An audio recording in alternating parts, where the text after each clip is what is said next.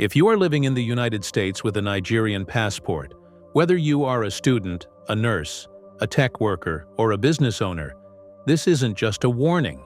It's a wake-up call. Because the US government has started hunting Nigerians. Yes, hunting. In cities like Dallas, Houston, Atlanta, and New York, ICE officers are showing up at apartments, workplaces, and schools, targeting Nigerians for sudden detention and deportation. Videos are now going viral, where young Nigerian students are in handcuffs, nurses are being dragged out of hospitals, fathers are being separated from their families, and treated like criminals for nothing more than an expired visa or a pending immigration form.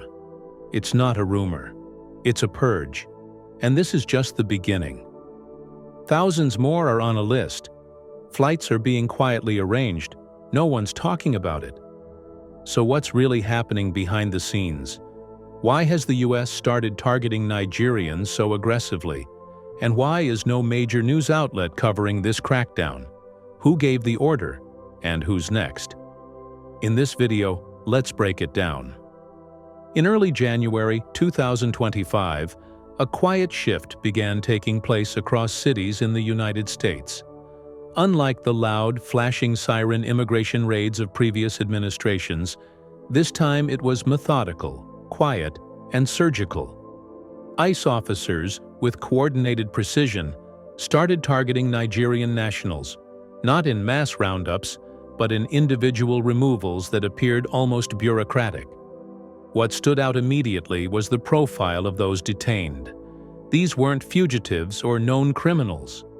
A 33-year-old graduate student in Texas, well into a research program, was picked up for overstaying her student visa by a mere 4 months.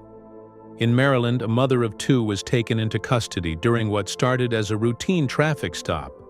Dozens more followed. They had jobs, families, US-born children, and no criminal records. Their only common thread was their Nigerian origin and an expired piece of paper. But this wasn't just about missed deadlines. It was the early signal of a policy that had already been written and quietly activated. Just days after beginning his second term, President Donald Trump signed a new executive memorandum titled Restoration of Order in Immigration Processing. While Nigerians weren't named directly, the document expanded expedited removal authority to include a wider range of visa infractions. This legal tweak allowed immigration officials to bypass the lengthy court process for many non-citizens, especially those flagged as overstays or failed asylum applicants. DHS databases had already identified a significant number of Nigerians with unresolved visa issues, but most were not undocumented in the traditional sense. They were visible, paperwork filing, status updating individuals. That visibility, ironically, made them easy to track.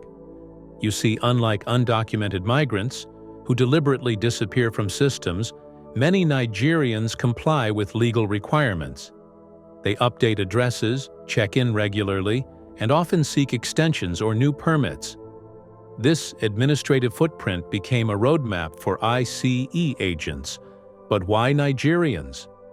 Well, the targeting of Nigerians wasn't arbitrary. Trump's inner circle knew that enforcing mass removals on certain nationalities could trigger diplomatic crises. Deporting large numbers of Chinese or Indian nationals, for example, would provoke sharp retaliation, damaging US business interests or bilateral cooperation. Nigeria, however, posed a different equation. Despite being Africa's largest economy and a major oil exporter, Nigeria lacked deep leverage in Washington. The Trump administration calculated correctly that Nigeria would offer minimal resistance, particularly if deportations were framed as lawful enforcement of immigration rules. Meanwhile, right-wing media outlets helped shape the narrative. Fox News and its allies circulated stories alleging high levels of fraud among Nigerian visa holders, stories often unsupported by facts. Even cases of educational success were twisted, portraying Nigerians as unfairly dominating scholarship slots or job opportunities. It became politically convenient to turn the trope of the overachieving Nigerian immigrant into a threat. The strategy was simple: create a narrative of order, target a group with low diplomatic risk, and ensure minimal domestic backlash. And Nigerians fit the bill. When Nigerians in the United States were flagged, the process moved fast. ICE began issuing notices to appear, NTAs, often retroactively. Some Nigerians only found out about their removal orders once detained. Many were picked up during school runs, hospital visits, or immigration check-ins. In one case, a man attending a visa renewal hearing in Atlanta was detained on the spot. Inside detention centers, conditions were grim. Nigerians were often held with individuals convicted of violent crimes, despite having no criminal history of their own. Phone access was limited. Legal representation was rare.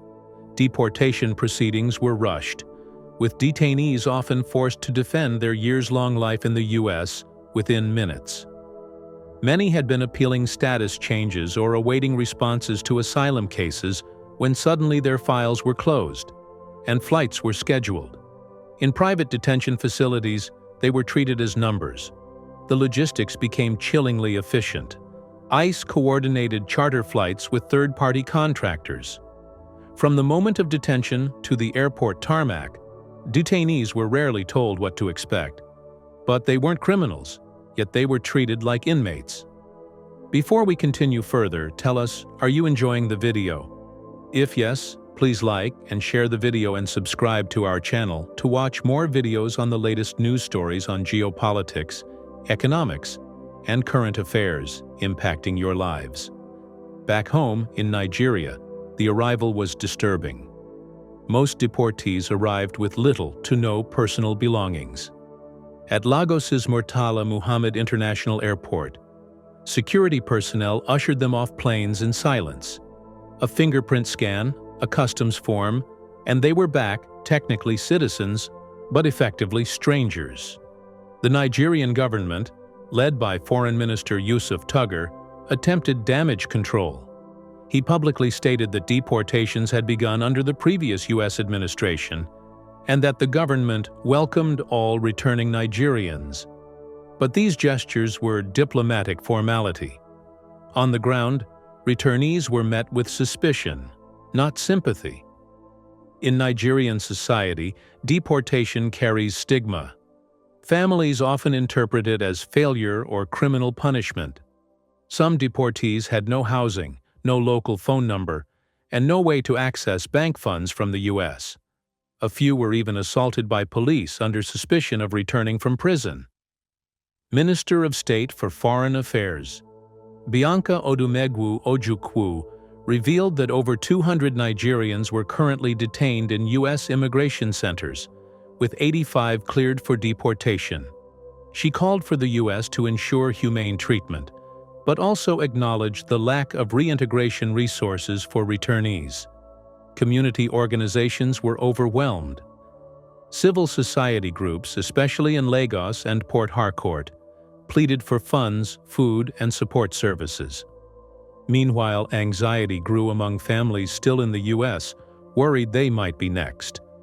And with over 14,000 Nigerian students currently studying in the U.S., parents across West Africa are now left asking one terrifying question: who's next? As news of the deportations trickled into public consciousness, what shocked Nigerians wasn't just the treatment of their fellow citizens abroad. It was the deafening silence from their own government.